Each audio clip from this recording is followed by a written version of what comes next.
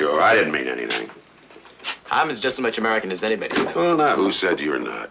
What if I told you there was an episode of The Twilight Zone so provocative, so unsettling, that it vanished after a single night on television? No reruns, no syndication, no public discussion for half a century. An episode locked away in silence, as though someone had decided it should never be seen again. For 55 years, it remained buried, whispered about only by collectors and die-hard fans. Until now. This is not just the story of a banned episode. It's the story of a mirror America didn't want to look into. Because when Rod Serling held up that mirror in 1964, what it reflected was a truth too uncomfortable for prime time. A truth about guilt, prejudice, and the kind of violence that never really ends. This is The Encounter, the lost Twilight Zone that America tried to forget. When Rod Serling created The Twilight Zone, he wasn't just writing science fiction. He was disguising truth as fantasy. In the late 1950s and early 1960s, censorship was relentless. Television networks avoided political statements, civil rights debates, or any storyline that challenged the glossy illusion of American perfection. Serling had already fought those battles. Scripts about racism and corruption had been gutted by cautious executives. So he found another way. He spoke in parables. Aliens became symbols of invaders. Time travelers exposed hypocrisy. Monsters revealed the real monsters inside us. In doing so, Serling turned television into a quiet revolution, slipping moral dynamite into 25 minutes of nightly entertainment. By the 5th season, The Twilight Zone had already tackled nuclear war, conformity, greed, and moral decay. But one story went further.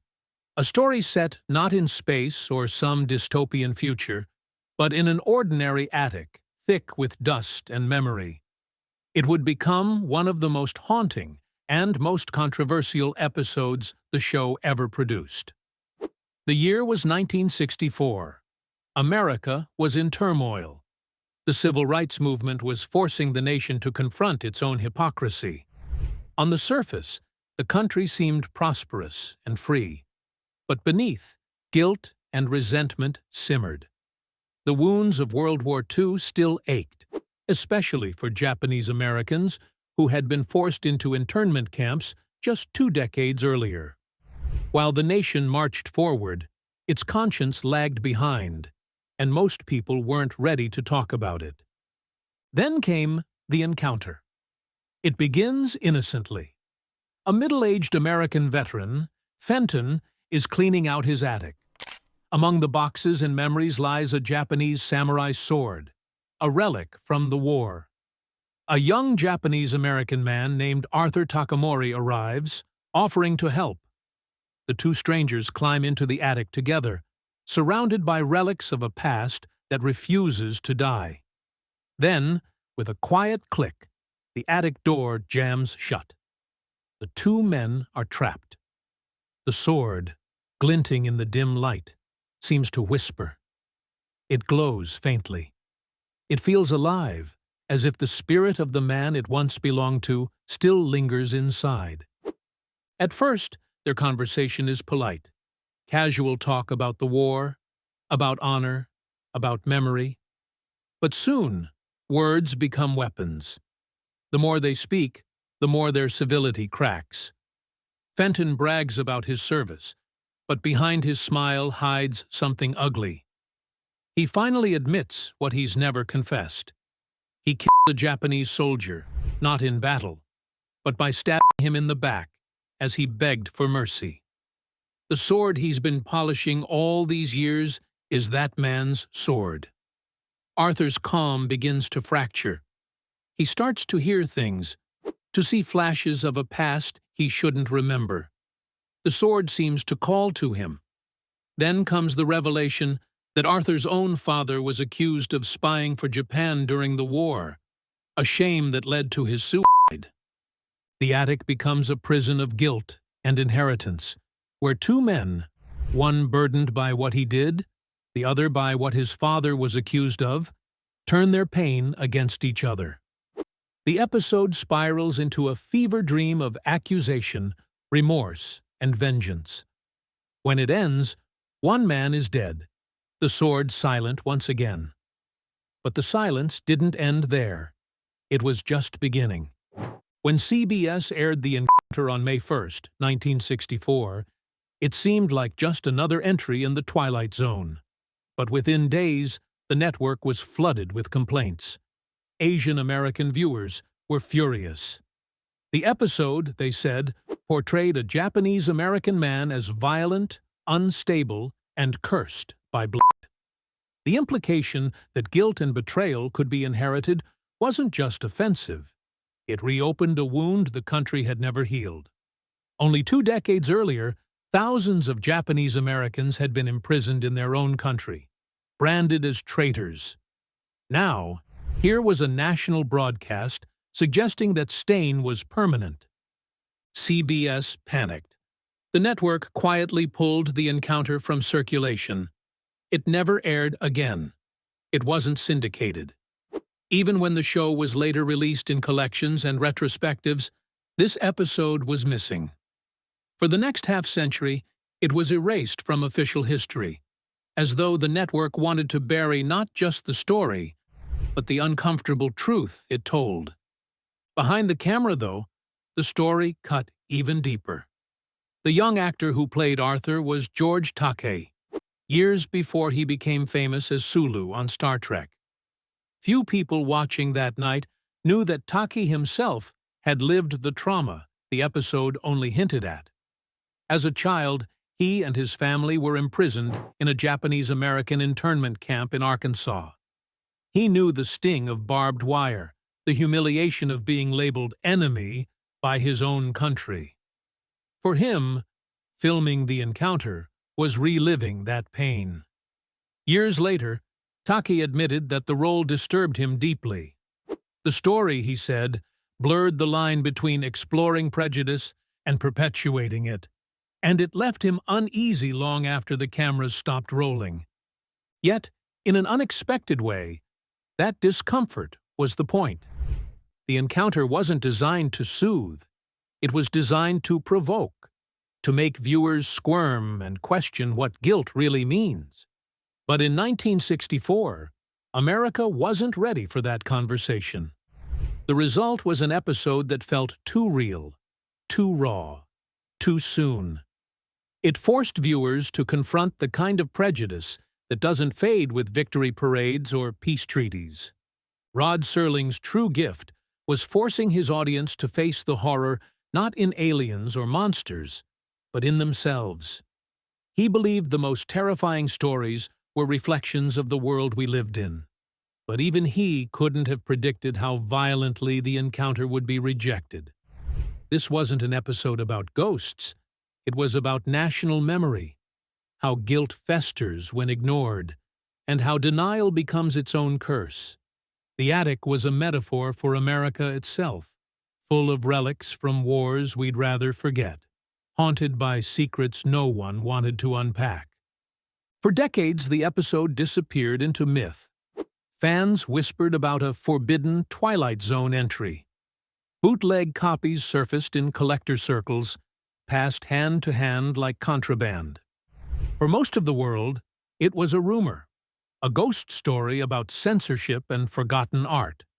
And then, after 55 years in the dark, the attic door creaked open again. In 2016, The Encounter quietly reappeared in a Blu-ray release of The Twilight Zone, accompanied by a disclaimer about outdated cultural depictions. For the first time in over half a century, audiences could finally see what had been hidden. What they discovered wasn't a hateful piece of propaganda, but a flawed, haunting attempt to grapple with guilt, identity, and inherited trauma.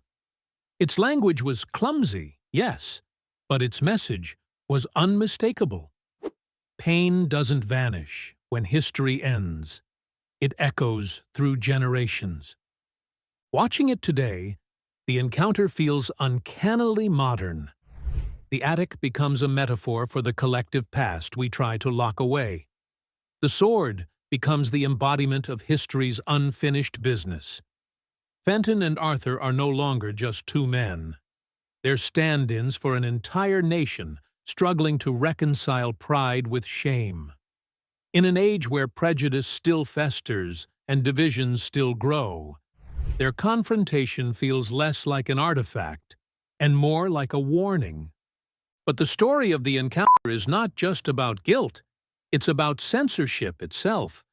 Because what happened to the episode mirrors what it was trying to say. When CBS buried it, they weren't protecting viewers. They were protecting comfort. The same instinct that drives people to shut the attic door on uncomfortable truths drove the network to erase the story entirely. In a way, the Twilight Zone stepped out of fiction and rewrote reality. The show about moral blindness became a victim of it. For 55 years, the episode's absence became its own kind of legend. Fans debated endlessly about the reasons behind the ban. Was it racism, politics, or corporate fear? The answer, ironically, was all of them. Censorship rarely silences what is evil. It silences what is inconvenient.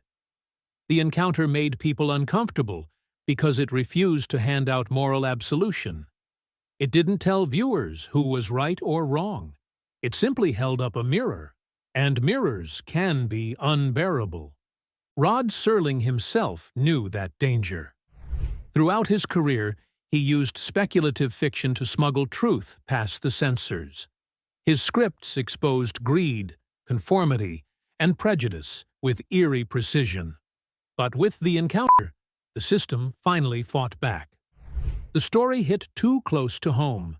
It peeled away the fantasy and forced the audience to confront the ugly complexity of guilt and racial tension in post-war America. That was something television, even the Twilight Zone, wasn't ready to do. Even today, streaming services quietly edit, censor, or remove episodes that challenge audiences too directly. Sometimes it's out of sensitivity. Other times, out of fear of controversy. Either way, history repeats itself. The attic door closes again. The sword gathers dust once more. The silence grows thicker.